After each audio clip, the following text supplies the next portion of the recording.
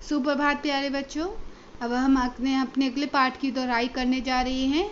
ये पाठ भी हमारा सिलेबस के अंदर इंक्लूडेड है, ठीक है, जिसका नाम है पाठ 12 लखनवी अंदाज, जिसके लेखक हैं यशपाल, ठीक है ना। लखनवी अंदाज में बताया गया है नवाब साहब और लेखक के बारे में, ठीक है ना। तो आप कृपा करके इस पाठ के सार को, उनके प्रश्न उत्तरों को अच्छे से समझिएगा, ठीक है। तो आज मैं इसके पाठ के सार की दोहराई करने जा रही हूँ, ध्यान से देखिए। लखनवी अंदाज नामक प्रस्तुत पाठ में लेखक ने ऐसे नवाब को वर्ण विषय बनाया है जो लेखक के समक्ष होता है सामने, अपनी नवाबी का प्रदर्शन करते हुए खीरे की फांकों होता है फाड़ियों को खाने की जगह सूंघ कर रस आस्वादन करता है, ठीक है ना। एक ऐसा नवाब जो है वो लेखक के सामने बैठा हुआ है जो क्या करता है, खीरे की फाड़ियों को खाने की जगह, मुंह में डालने की जगह सूंघ रहा है और सूंघ कर ही अपने पेट को भर रहा है। रस स्वादन क्या होता है, उस रस का स्वाद ले रहा है और सूंघते हुए खीरे की एक एक फांक को खिड़की के बाहर फेंकता जाता है। ऐसा करके वह डकार लेकर वह तृप्त होने का नाटक करता है। वह लेखक के सामने ये दर्शाता है कि उसका जो पेट है वो पूरी तरह से भर गया है, मात्र खीरे को सूंघ कर ही, ठीक है, ना कि उसे खाकर।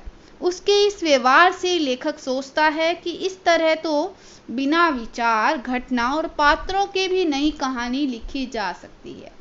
वही लेखक के मन में ये विचार आता है कि जिस तरह ये व्यक्ति, ये नवाब अपना स्वयं मतलब खीरे को खाकर नहीं बल्कि सूंघ कर अपना पेट भर रहा है, उसी तरह से बिना विचार, घटना और पात्रों के भी कहानी लिखी जा सकती है। अब यहाँ आगे पाठ में बताया गया है कि लेखक की रेल यात्रा, ठीक है ना। फर्स्ट ही यहाँ पर ये बताया गया है, देखिए ध्यान से।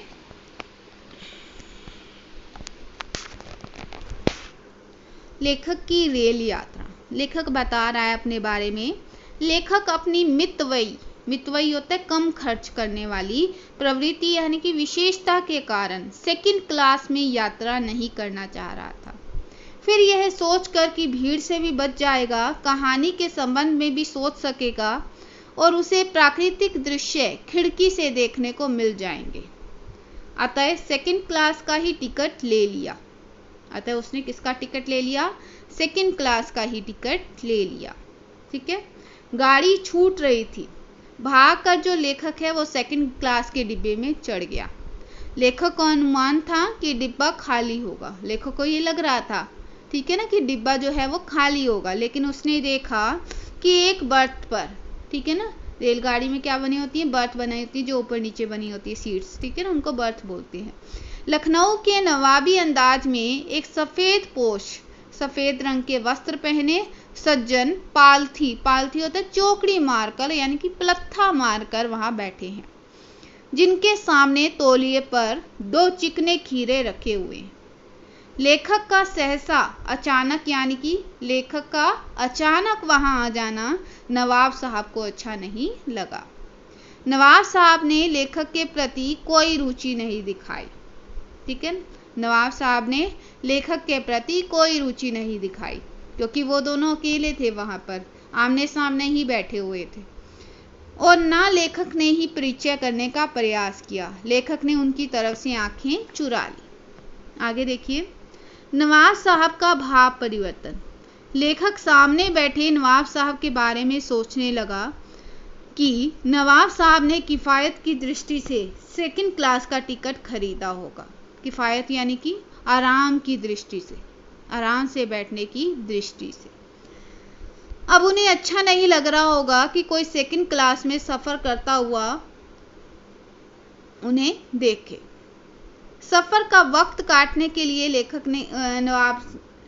सोच रहा है ये नवाब के बारे में कि सफर का वक्त काटने के लिए उसने जो है नवाब ने खीरे खरीदे होंगे। लगता है अब उन्हें किसी के सामने खीरा खाने में संकोच लग रहा है। नवाब साहब खिड़की से बाहर देखते रहे और स्थिति पर विचार करते थे। एकाएक भाव परिवर्तन करते हुए लेखक ने खीरे का शौक फरमाने के लिए कहा। उन्होंने क्या कहा लेखक से, खीरे का शौक फरमाने के लिए। उन्होंने कहा भाई आप खीरा खाएंगे, यानी कि खीरे का शौक फरमाने, यानी कि खीरे को खाने के लिए उन्होंने उससे पूछा नवाब ने। लेखक को नवाब साहब का एकाएक भाव परिवर्तन अच्छा नहीं लगा। वो लेखक ने उन्हें क्या कहा, शुक्रिया अदा करते हुए कहा, किबला शौक फरमाएं। किबला होता है कृपया आप ही शौक फरमाएं, मतलब आप ही इसका रसस्वादन करें। समझ आया आप सभी को? आगे देखिए, नवाब साहब का खीरा काटना। नवाब साहब का खीरा काटना। नवाब साहब कुछ और देर खिड़की के बाहर देखकर कुछ निश्चय कर नीचे रखे पानी से भरे लोटे से खीरे को धोए, तौलिए से पोंछने लगे। जेब से चाकू निकाला, उनके सिरों को काटा, गोदे झाग निकाला, मतलब खीरे के एक साइड का पीस काट के जब हम उसको रगड़ते हैं तो उसमें से क्या निकलता है, झाग निकलती है। खीरे को छीला और फांके काट कर, फांके होता है पीसीस काट कर, उन्हें तौलिए पर करीने, करीने होता है तरीके से रख दिए। ये उर्दू के वर्ड हैं। तौलिए पर करीने यानी कि तरीके से रख दिए। नवाब साहब ने फांकों के ऊपर जीरा मिला नमक और लाल मिर्च की सुर्खी बुरक दी। लेखक उनकी भाव भंगिमा देखे जा रहा था। उनकी भाव भंगिमा से लेखक को ये स्पष्ट हो रहा था कि नवाब साहब के मुंह में खीरे के रसस्वादन की कल्पना से ही पानी आ रहा है। ठीक है, यानी कि उनके हाव भाव को, भाव भंगिमा होता है हाव भाव को देखकर लेखक को ये स्पष्ट हो रहा था कि नवाब साहब के मुंह में खीरे के रसस्वादन अर्थात खीरे को देख देख कर ही, उसकी सूंघने से ही उसके मुंह में क्या आ रहा था, पानी आ रहा था। एक बार नवाब साहब ने फिर लेखक की ओर देखा और कहा, वल्लाह शौक फरमाएं, लीजिए शौक फरमाइए। लखनऊ का वालम खीरा है। नमक मिर्च छिड़क जाने पर ताजे खीरे की पनियारी फांके देखकर लेखक के मुंह में भी पानी आ रहा था, लेकिन पहले पूछने पर इनकार कर चुके थे। इसलिए कुछ सोचकर अपना आत्मसम्मान रखते हुए उन्होंने क्या किया, शुक्रिया अदा करते हुए कहा, मेरा मैदा जरा कमजोर है, कृपया आप ही शौक फरमाएं। ठीक है ना, लेखक ने उसे ऐसा कहा। फिर है, नवाब साहब ने एक एक बार एक जो फांक थी उसका जो पीस था वो बाहर फेंक दिया। नवाब साहब ने नमक मिर्च लगी खीरे की फांकों की ओर एक बार फिर देखा, फिर खिड़की के बाहर देखा, दीर्घ श्वास लिया, दीर्घ यानी कि लंबा सांस लिया, फिर एक एक फांक उठाई, होठों तक भी ले गए, सूंघा और स्वाद के आनंद में पलकें मूंद ली गई, मतलब आंखों को उन्होंने बंद कर लिया। मुंह में भर आए पानी को गले में उतार लिया और फांकों को एक एक करके सूंघ कर खिड़की से बाहर फेंकते गए। उसके बाद तौलिए से हाथ और होठ पोंछकर गर्व से लेखक की ओर देखा। ठीक है ना, मतलब वो दिखाना चाहता था कि नवाब यानी कि रईसों का क्या तरीका होता है खाने का। रईस लोग जो होते हैं खाते कम है, सूंघते ज़्यादा है। ठीक है ना, सूंघ कर ही अपना रसास्वादन कर लेते हैं। नवाब साहब की डकार। नवाब साहब खीरे सूंघकर और फेंक कर हाथ मुंह धोकर पोंछकर लेट गए, मानो इस काम में वो थक गए हों। लेखक नवाबी प्रक्रिया को देखकर शर्म महसूस कर रहा था और सोच रहा था कि खीरों के प्रयोग की नई प्रक्रिया अच्छी जरूर कही जा सकती है, किंतु क्या इस तरीके से उधर होता है पेट की तृप्ति हो सकती है, पेट भर सकता है। इसी बीच नवाब साहब को डकार आई और लेखक की ओर देखते हुए उन्होंने कहा, खीरा लजीज होता है लेकिन होता है शकील, नामुराद मैदे पर बोझ डाल देता है। लेखक को मिली प्रेरणा। नवाब साहब की डकार से लेखक के ज्ञान चक्षु खुल गए, ज्ञान रूपी इंद्रियां जो हैं वो खुल गई और सोचा खीरे की सुगंध और स्वाद की कल्पना से पेट भर जगाने का डकार आ सकता है। अगर मतलब बिना खाए ही अगर किसी चीज को डकार आ सकता है तो बिना विचार घटना और पात्रों के लेखक की इच्छा मात्र से नई कहानी क्यों नहीं बन सकती। ठीक है, इसके बाद हम इसके प्रश्न उत्तर करने जा रहे हैं। देखिए बेटा इसके प्रश्न उत्तर। अब लेखक को नवाब साहब के किन हाव भावों से ये महसूस हुआ कि वे इनसे बातचीत करने के लिए तनिक भी उत्सुक नहीं है। आखिर नवाब साहब जब उस सेकंड क्लास के डब्बे में चढ़े तो उन्हें ऐसा क्यों लगा नवाब को देखकर कि वो उनसे बातचीत करने के लिए बिल्कुल भी उत्सुक नहीं है।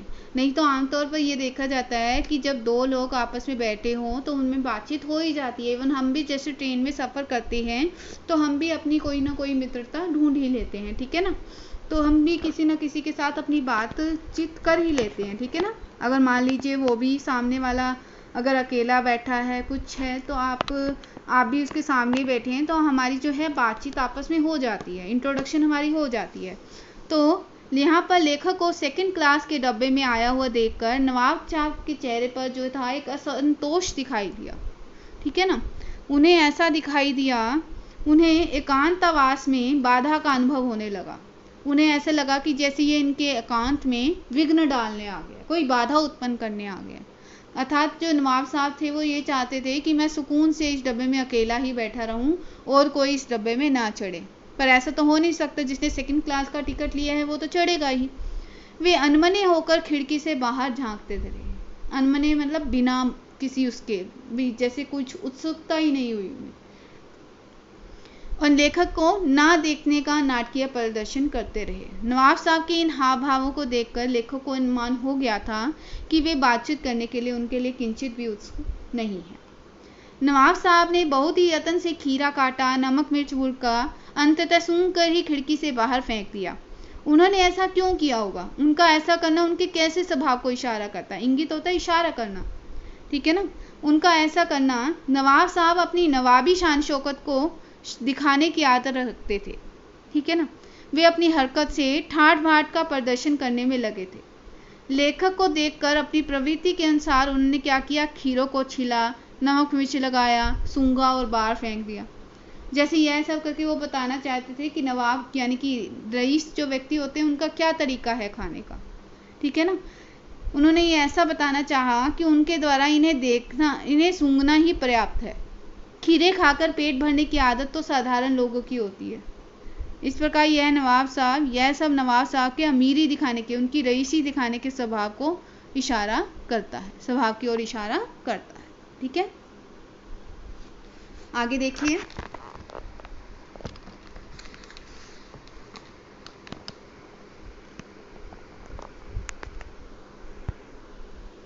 बिना विचार, घटना और पात्रों के भी क्या कहानी लिखी जा सकती है? यशपाल के इस विचार से आप कहाँ तक सहमत हैं? देखो यहाँ बेटा ये है, अब लेखक वहाँ सामने ही बैठा था, उसने देखा कि नवाब ने खीरा काटा, सूंघा और खिड़की के बाहर फेंक दिया और उचित डकार भी ले लिया, बिना खाए उसने डकार भी ले लिया। फिर लेखक के मन में ये भी बात आ जाती है कि क्या ऐसा भी हो सकता है कि बिना विचार के, बिना घटना के और बिना करेक्टर्स के एक कहानी लिखी जा सकती है? अब वो उसके मन में ये विचार आया कहाँ से कि जब उसने लेखक को जब उसने क्या किया, नवाब साहब को खीरे को सूंघते हुए देखा, सूंघकर बाहर फेंका, ठीक है, फिर डकार भी ले लिया, तब लेखक के मन में ये सवाल आया कि क्या ऐसा भी आ सकता है, जब बिना खाए ही डकार आ सकता है तो क्या बिना विचार और घटना के भी पात्रों की कहानी लिखी जा सकती है? यशपाल के इस विचार से आप कहाँ तक सहमत हैं? कहानी किसी घटना का ऐसा वर्णन है जो किसी विशेष कारण की ओर संकेत करती है। घटना कैसे घटी, उस घटना के क्या कारण थे, उस घटना के बाद उस घटना का परिणाम क्या हुआ, रिजल्ट क्या निकला, यह सब जानने की जिज्ञासा होता है जानने की उत्सुकता मन में बनी रहती है। और घटना बिना कारण के नहीं होती है। अतः बिना पात्र के कहानी तथा बिना कारण के घटना कैसे संभव है? ठीक है ना। और लेखक कह रहा है घटना के बिना विचार कैसे करे, ठीक है ना। अतः लेखक का मानना है कि बिना विचार, घटना और पात्रों के कहानी नहीं लिखी जा सकती, और यह पूर्णतः सत्य है। आप एक बात बताइए, मान लीजिए मैं एक कहानी लिख रही हूँ, कहानी में जब तक मेरा कोई विचार नहीं होगा, कहानी में जब तक कोई घटना ऐड नहीं होगी, कहानी में जब तक कोई कैरेक्टर ऐड नहीं होगा, कि क्या वो कहानी मानी जाएगी? बिल्कुल नहीं मानी जाएगी, ठीक है ना। तो यशपाल के इस कथन से तो यह जो है ये कथन पूर्णतः सत्य है कि कहानी नहीं लिखी जा सकती, और यह पूर्णतः सत्य है। उसका विचार हमारे विचारों के अनुकूल है, ठीक है। अब लेखक यहाँ कह रहे हैं कि आप इस संबंध को, आप इस निबंध को और क्या नाम देना चाहेंगे, इस पूरी कहानी को, इस पूरे घटनाक्रम को क्या नाम देना चाहेंगे। नवाबी दिखावा या नवाबी ठाठ दे सकते हैं, थोता चना, खोखला यानी कि, असार्थक प्रदर्शन मतलब बिना, ऐसा प्रदर्शन जिसका कोई अर्थ ही ना हो, जिसका कोई मतलब ही ना हो, आदि शीर्षक हो सकते हैं जो पाठ के निहित अर्थ को समेटे हुए। ठीक है, समझ आया। आगे रचना और अभिव्यक्ति में भी यही सब क्वेश्चंस रिपीट हो रहे हैं। ठीक है, तो आप इन्हें भी अच्छे से पढ़ लीजिएगा। ठीक है ना।